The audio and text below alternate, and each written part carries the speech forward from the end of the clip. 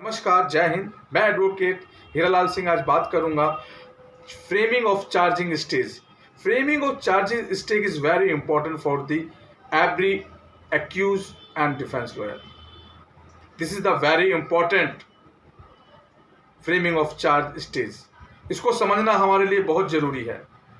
साथियों, before the FIR जो accused होता है उसको बोलने का मौका नहीं मिलता है और पुलिस उसके ऊपर एलिगेशन लगाती है। जो भी कंप्लेंट होती है उसके अकॉर्डिंग इन्वेस्टिगेशन करती है और उस पर एलिगेशन लगाती है। जब इन्वेस्टिगेशन पुलिस की कंप्लीट हो जाती है तो वो बिफोर द ऑनेबल कोर्ट एक चार्जशीट पेश करती है जिसके अंदर एक्यूज पर आरोप होते हैं कि कौन कौन से सेक्शन उस पर बनते हैं। साथियों, ये वेरी इंपॉर्टेंट होता है और वही समय होता है जब चार्ज फ्रेम होते हैं और एक्यूज को बोलने का मौका मिलता है और उसके डिफेंस के लॉयर को बोलने का मौका मिलता है।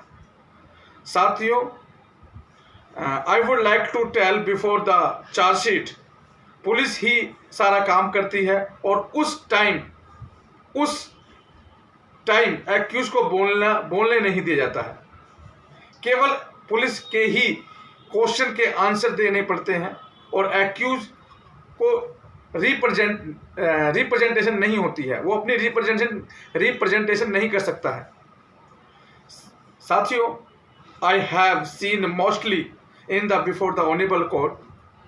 मैं आपको बताना चाहूँगा, ज़्यादातर मैंने देखा है ऑनेबल कोर्ट के सामने कि honourable court charge sheet police के उस लगा देती है और वो सही से नहीं पढ़ती है, जबकि हमें as a defence lawyer honourable court को बताना चाहिए और कोर्ट को अच्छे से पढ़ना चाहिए उस चार्जशीट को, उसके बाद ही फ्रेम चार्ज होने चाहिए। साथियों, इसके अंदर सुप्रीम कोर्ट के अंदर बहुत सारी जजमेंट भी हैं और सुप्रीम कोर्ट ने कहा भी है कि आप फ्रेमिंग ऑफ चार्जिंग लगाते समय आपको चार्जशीट को अच्छे से पढ़ना है, उसमें प्राइमा फेसी क्या बन रही है वो अच्छे से देखना है। साथियों, there is a very important is a here we should have to argument in the fact and circumstance in the case. हमें कोर्ट के अंदर आर्गूमेंट करनी है। किस पे आर्गूमेंट करनी है? जो फैक्ट है, जो सर्कमस्टेंसेस है, उस पर आर्गूमेंट करनी है एज ए डिफेंस लॉयर। साथियों, may be accused charge from the allegation in which allegation by the police, यानी कि हो सकता है कि एक्यूज को उस एलिगेशन से, उन सेक्शनों से जो पुलिस ने आरोप लगाए हैं उनको निकाल दे, ऑनेबल कोर्ट उनको डिस्चार्ज कर दे एक्यूज को, हो सकता है। My dear friends, what does the court think time of the charge? अब कोर्ट यह सोचती है फ्रेमिंग ऑफ चार्ज लगाते समय, फ्रेमिंग ऑफ चार्ज करते समय कि do not disclose your defence at the time of the charge framing, यानी एज ए डिफेंस लॉयर को, डिफेंस और एक्यूज के लॉयर को कोई भी डिफेंस डिस्क्लोज नहीं करना है फ्रेमिंग ऑफ चार्ज पर। कोई भी बात नहीं बतानी है जो बहुत इंपॉर्टेंट है, अपना डिफेंस नहीं बताना है। आरोप तय होने के समय अपने बचाव का खुलासा नहीं करना है हमने, या फैक्ट और मटेरियल को ना दिखाना है ना बताना है। Please don't disclose, save the trial before the court. आप डिस्क्लोज नहीं करेंगे और ट्रायल के समय ही आप अपने डिफेंस को बताएंगे। जब ट्रायल शुरू होगा कोर्ट का तो तब आप अपने उस डिफेंस को बता सकते हैं, क्योंकि फ्रेमिंग ऑफ चार्ज पर अपने डिफेंस को बताने से कोई फायदा नहीं। My dear friends, we have received the documents in which these witnesses have been found. We have to argue on them only, यानी कि जो भी हमें डॉक्यूमेंट्स रिसीव हुए हैं, we have receive the documents जो भी हमें विटनेस मिले हैं, हमें कोर्ट को केवल यह देखते हैं, मैं आपको बताऊंगा प्रेमा फेसी क्या बनती है, प्रेमा फेसी केस की क्या है।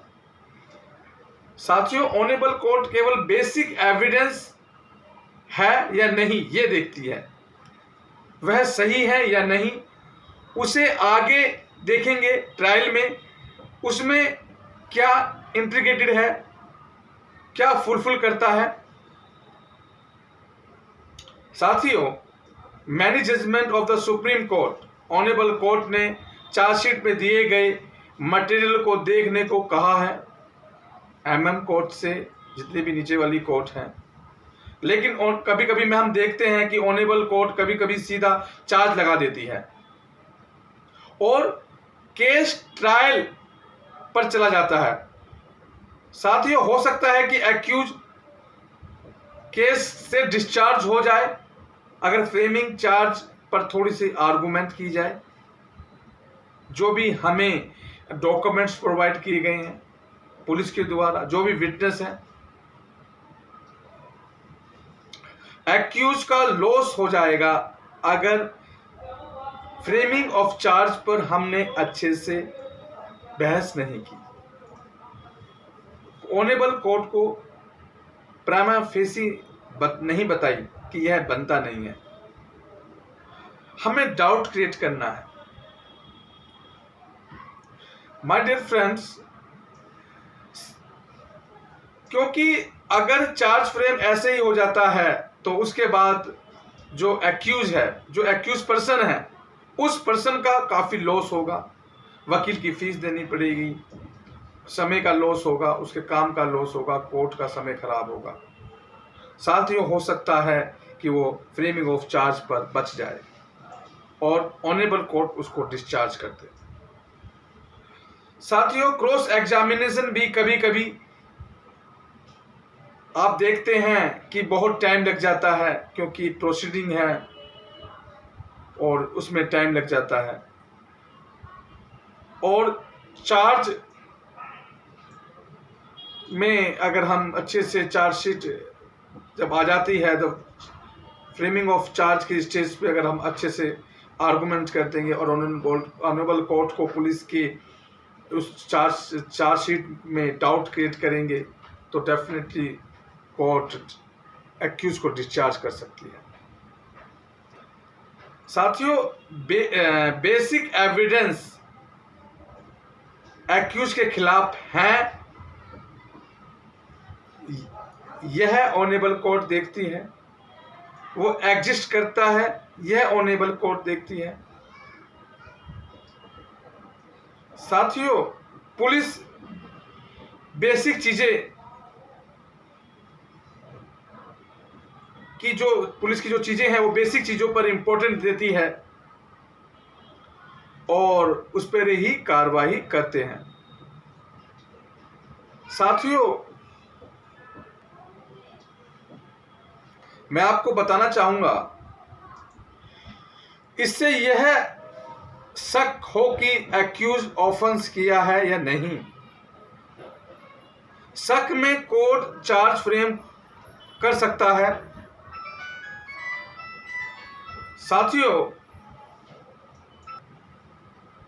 साथियों, कोर्ट सोचता है और ऑनेबल कोर्ट सोचती है कि इतना एविडेंस है कि चार्ज फ्रेम हो सकता है, तो उस पर आर्गुमेंट आपको तैयार करने हैं, प्रिपेयर करने हैं। पुलिस की इंटरोगेशन के आधार पर ही आर्गुमेंट करना है, केवल जो भी पुलिस ने इन्वेस्टिगेशन की है उसके ऊपर ही आप आर्गुमेंट करें। मेरे क्लाइंट का कोई भी रोल नहीं है, किसी भी प्रकार का उसने ऑफेंस कमेंट नहीं किया है और उसकी कोई इंटेंशन नहीं है इस तरह की आर्गुमेंट करें।